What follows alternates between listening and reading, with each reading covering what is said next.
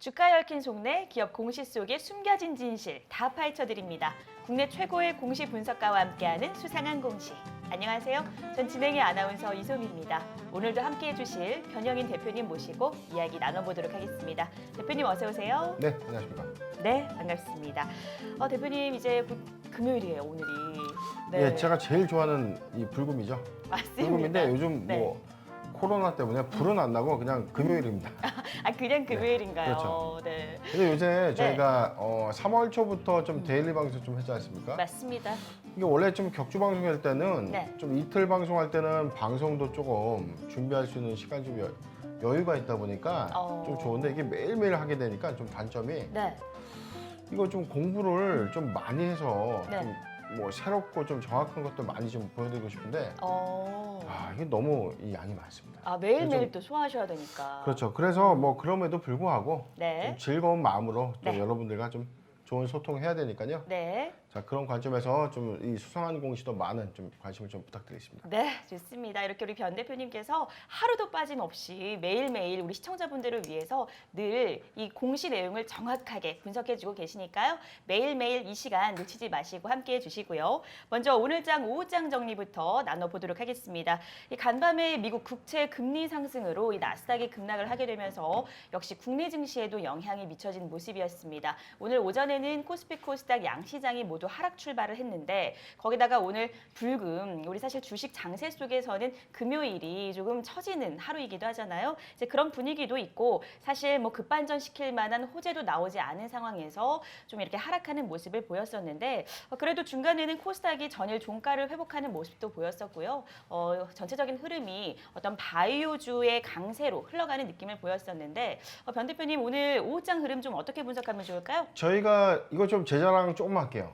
이게 네, 요즘 좋습니다. 이 증시의 이 흐름은 네, 제가 제일 정확하게 좀 잘 예측하고 있는 것 아니냐. 맞습니다. 이게 좀 자화자찬은 아니라 제가 이제 보는 시장의 관점이 다르다는 건데 팩트죠. 지금 뭐 미국에서 네. FOMC에서 금리 인상 기조 뭐 다 알고 있었던 내용을 그렇죠. 한 번 더 재탕하고 또 재탕해요. 그리고 국채 금리가 또 어제 또 적은 비중에 적은 비중도 아닌데 한 네. 1.7%또 상승도 나와서 음. 사실 미국 선물 지수가 좀 안 좋았거든요. 네. 그래서 내일 우리 증시가 좀 안 좋겠다 이런 생각을 좀 했는데 네. 이 어찌됐든 어제 전일 미국 증시 기준에서는 어떤 이 뉴욕 증시는 이제 뭐 보합권에서 마무리가 됐지만 네.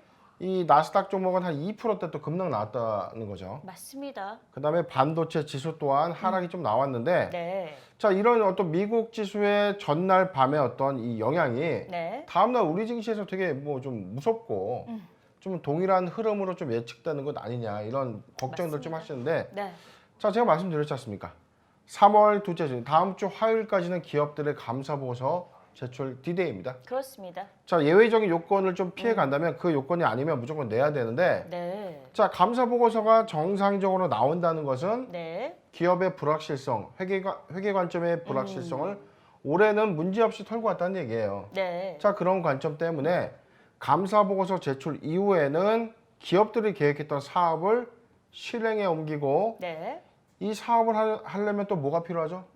이제는 돈이 필요하죠, 그렇죠. 돈이. 자금 조달이 필요하죠. 자, 자금 조달하고 또 이제 순차적으로 가는 겁니다. 그래서 4월부터 8월까지는 모든 이 증시의 흐름에서는 네. 다소 2월장, 3월장보다는 안정적인 추세 흐름을 좀 보여주기 때문에 네. 자, 미국의 그런 변동적인 요인이 있다고 하더라도 우리 네. 증시는 이미 네. 3월 초에 상당수 많은 낙폭으로 우리가 조정을 거쳐왔다. 네. 그렇기 때문에 다음 주에 어떤 화요일 지난 시점에서 감사 보고서에 따른 이 공포 구간이 네. 이 소멸되는 시점에는 자, 4월 초부터는 이제 추세 전환이 좀 가능하지 않겠는가라고 저는 이제 생각이 듭니다. 네, 좋습니다. 이렇게 이 시장의 흐름 누구보다 남다른 관점으로 정확하게 분석해 주시는 분은 바로 이 변영인 대표님의 수상한 공시에서만 만나볼 수 있으니까요. 계속해서 시청해 주시고 나우경제TV 구독과 알람, 좋아요, 그리고 카카오 채팅방 참여까지 부탁드리겠습니다.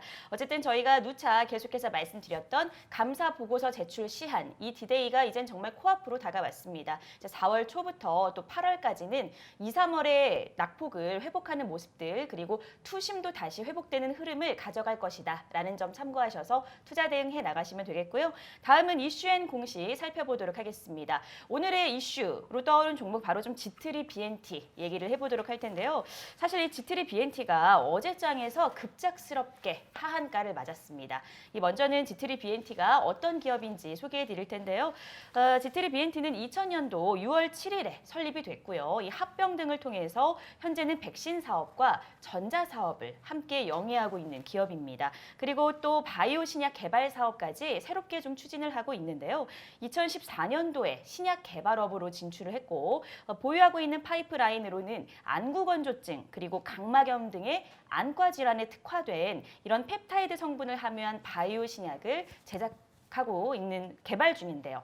이 지트리 BNT가요 지난 18일에 안구건조증 치료제 RGN-259의 세 번째 미국 임상 3상의 주요 결과를 발표했습니다.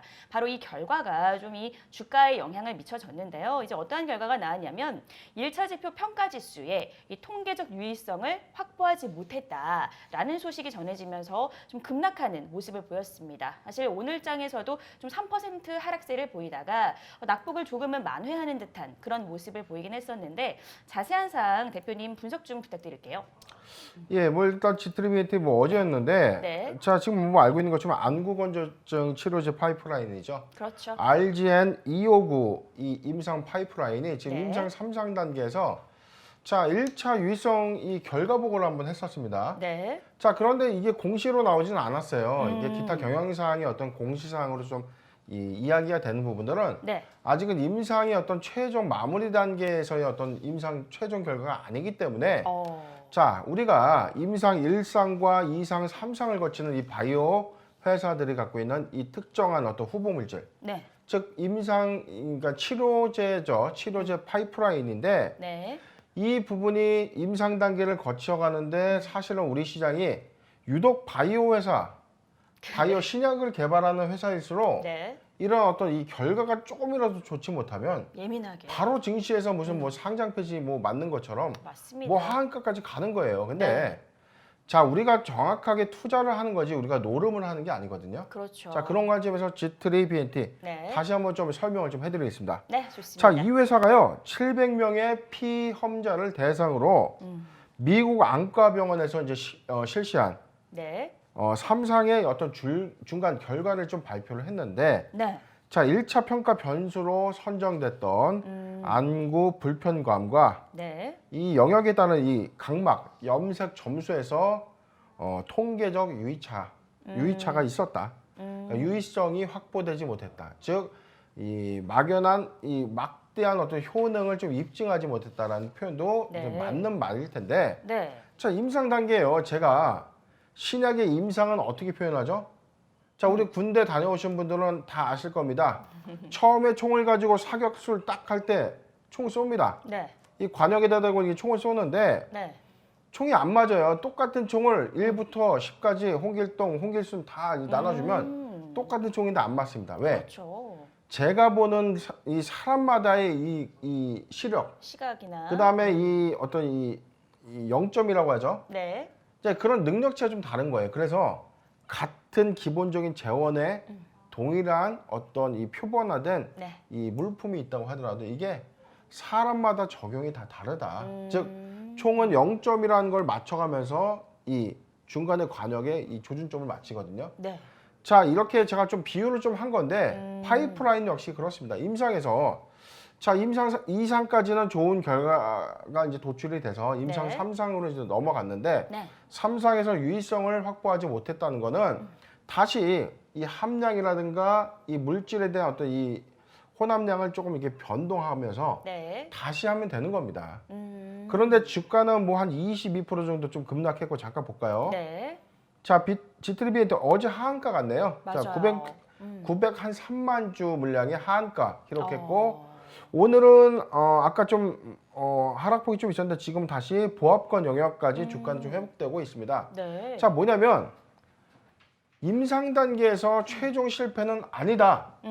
그러면 이 임상 과정에서 충분하게 우리가 발생할 수 있는 네. 요소적 변수거든요. 네. 근데 이게 시판에 대한 부분들이 좀 잘못돼서 이 모멘텀의 훼손이 된 것이 아니라 3차의 유의적 지표에 좀 달성하지 못했는데 이 부분은 다시 보완하면서 하면 되는 겁니다. 그래서 네. 주가가 하한가를 갈 만한 요인은 아니다. 어. 자, 그럼 우리가 실적적인 측면까지 좀 분석을 좀 해봐야 되겠죠. 그렇죠. 자, 파이프라인 하나만 믿고 있다가는 안 되는 겁니다. 회사가 네. 돈도 벌고 회사 외형 가치 그다음에 재무적 가치 임상도 잘 하려면 결국은 네. 이 현금을 보유해야 되는데 음. 자, 이 회사 뭐 지난 1월 달이었죠. 네. 자, SK 바이오사이언스와 이 91억 원 규모의 음. 이 코로나 백신 위탁 계약이 네. 유통 코로나 백신을 유통해서 관리하는 업무 계약을 좀 체결했었습니다. 네. 자, 전체 금액은 한 91억인데 네. 이게 언제 반영되는 거죠? 이거는 이제 2021년도죠. 네. 그렇죠. 자, 올해 초 매출이기 때문에 자, 반기에는 상당수의 어떤 매출적인 이 상세 효과가 좀 있을 것이다. 네. 자, 그렇다면 잠깐 좀 공시를 좀 보도록 하죠. 네. 자, 회사 감사 보고서 제출된 내용을 한번 먼저 보겠습니다. 네. 자, 최근 매출액은 전년도에 589억 했는데 올해 429억을 달성했습니다. 네. 근데 영업 손실이 좀 더 커지고 있어요. 작년에 88억, 올해는 112억 원의 영업 손실. 그다음에 당기 순손실도 작년과 좀 비슷한 네. 174억 원의 이 단기 순손실을 좀 기록하고 있습니다. 자, 결론은 뭐냐면 회사는 돈을 벌고 있지만 네. 막대한 비용들이 연구 개발비로 좀 투입되고 있다. 어. 어디에? 안구 건조증 파이프라인이죠. 자, 임상 3상에 대해서 회사는 좀 밝히고 있습니다. 네. 지금 뭐 임상 3상 전체 환자군의 결과 이 징후에서 효과성도 이제 입증이 된 사례가 좀 있기 때문에 네. 뭐 통계적 유의차를 이제 보이고는 있지만 임상 최종 결과가 아직 분석 중에 있고 네. 그다음에 뭐 임상의 상세 계획 등 이 방향성에 대해서 다시 네. 이 전략을 수립한 후 미 식품의약국과 이 협의해서 나가겠다. 네. 즉 다시 이 전략, 그다음에 이 약물에 대해서 네. 이 약물에 대한 이 사용량이라든가 네. 뭐 임상의 어떤 방법을 좀 더 구체적으로 좀 이렇게 전략을 좀 만들어서 네. 다시 좀 하겠다는 내용입니다. 네. 자, 내용은 자, 악재성 요소 임상이 실패돼서 취소된 게 아닙니다. 네. 3차에서 유의적 통계치가 뭐 달성되진 못했지만 다시 좀 잘 추스려서 해야 되고 네. 자, 이런 관점에서 우리가 언제 산다? 우리는 자, 이런 부분에서 네. 하한가까지 주는 이 주가의 급락 구간에서 다시 모멘텀은 하나예요. 임상 3상에 대한 계획 수립을 해서 네. 3상 B단계로 돌입하겠다라는 모멘텀은 남아있기 때문에 모멘텀의 훼손이 아니다라는 관점에서는 네. 저가 매수는 유효하다라고 좀 말씀드리고 싶습니다. 네, 이 GNT 비틀이 사실은 지금 내용들 말씀해 주신 거 보니까 지금 하한가까지 갈 만한 그런 악재는 아님에도 불구하고 시장이 상당히 좀 예민하게 반응한 이런 상황들을 봤을 때 사실 바이넥스도 떠오르긴 했거든요. 바이넥스와는 네. 좀 차이가 있어요. 아, 그 뭐냐면 그래요? 네. 저는 바이넥스에 대해서 이 악센트를 좀 더 강하게 말씀드렸죠. 그러셨죠. 돈을 벌고 있어요. 바이넥스는. 그렇죠. 돈도 벌고 있고 실적이 나오고 있고 이익이 나오고 있고 여기는 그냥 아직 시판 허가 전 단계에서 막대한 비용을 투입해서 지금 개발이 되는 거죠. 그렇군요. 이 회사가 이 임상 성공에 따라서 시판 허가가 되면 뭐가 들어오죠? 이제는 자, 이제 의약품 판매 대금이 들어오는 겁니다. 그렇죠. 로열티도 들어오고 해외 네. 판매에 대한 로열티, 국내 생산해서 약을 팔기 때문에 돈을 벌 수 있는 요인이 되는 건데 네. 자, 이거 잘 하기 위해서 지금 네. 막대한 비용 투자해서 임상 신약 개발하는 거죠. 네. 자, 차이점은 있지만 자, 그렇다면 임상의 어떤 유의적 통계치가 최종 실패해서 이제 임상이 끝났다라는 관점이라면 문제가 좀 되겠지만 잠깐 일봉 차트 보겠습니다. 지금 일봉상의 지금 추세선 좀 잠깐 보면은 네. 자, 지트리비엔테는 안구 건조증이라는 이 파이프라인 하나 때문에 주가 모멘텀이 지금 형성되고 있어요. 네. 자, 탄탄하게 형성되어 있는 이 지지 구간은 한 26,000원대. 네. 자, 26,000원대가 일봉상 지지대인데 네. 작년에 우리 코로나 시초에 모든 기업들의 주가 악영향 받았던 3월 그랬죠. 20일 경이죠. 네. 자, 요 구간의 일시적인 어떤 이 기간별로는 낙폭이 좀 짧습니다.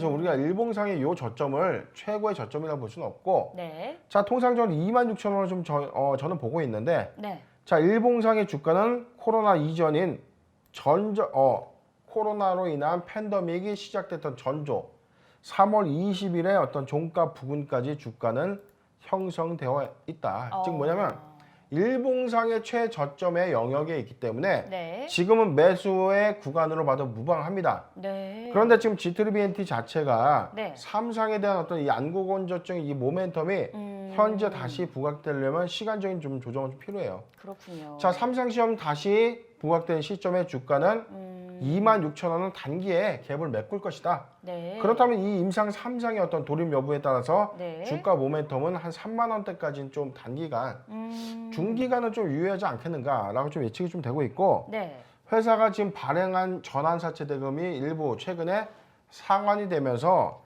지금 회사는 일단 뭐 연구개발비 어떤 조달 부분도 네. 4월 이후에는 어떤 방향성을 좀 잡을 것이다. 저는 그렇게 예측이 좀 되는데, 네. 자, 임상 실패가 최종적으로 돼서 이 파이프라인이 실패된 것은 아니다. 네. 다시 잘하면 됩니다. 네. 자, 이 관점이기 때문에 지금 뭐 한 14,400원대. 네. 자, 14,400원이 자, 뭐 보수적으로 좀 말씀드릴게요. 14,000원이 이탈된다면 네. 적극적 매수 구간이다. 아. 자, 14,000원 이탈되면 적극적 매수 구간. 네. 지금 현 구간에서 자, 16,000원가 구간은 뭐 우리가 1차 매수 유효한 구간이에요. 네. 자, G3BNT는 이런 관점에서 모멘텀이 훼손되지 않은 점, 이 점을 우리가 각별히 유의해서 네. 자, 그렇지만 많은 비중보다 비중은 한 10%에서 15% 사이에 비중으로만 좀 접근하시는 걸로 전략 제시해 드리겠습니다. 네, 알겠습니다. 네, 어제 일자로 하한가를 맞았던 G3BNT 관련해서 공식 분석과 함께 전해드렸는데 일단 임상 3상 같은 경우에는 어떤 중간 단계에 해당되기 때문에 최종 실패는 아니다. 그렇기 때문에 임상 3상 B단계로 진행하겠다라는 상승 모멘텀이 있다라는 점을 잘 체크를 하시면서 14,400원은 적극적인 매수 구간대. 그러니까 14,400원을 이탈하게 된다면 이제 그 구간부터는 적극 매수 구간 그리고 16,000원 선도 지금 1차 매수로 유효하다라고 말씀을 해주셨는데 하지만 어쨌든 그 모멘텀이 유효하다는 게 아직까지는 불확실하기 때문에 비중은 10%에서 15% 정도 생각하시면서 매수해가는 전략 취하시면 되겠습니다. 저희가 이슈행 공시 이렇게 살펴봤고요. 저희는 잠시 후에 돌아와서 수상한 공시 내용들 짚어보도록 하겠습니다. 채널 고정해주세요. 성공 투자를 위해 부분분투하시는 여러분께 소소한 재미를 드리고자 나우경제 TV에서 준비한 콘텐츠 영상 시청과 함께 좋아요와 댓글 많이 부탁드립니다. 그럼 들어갑니다.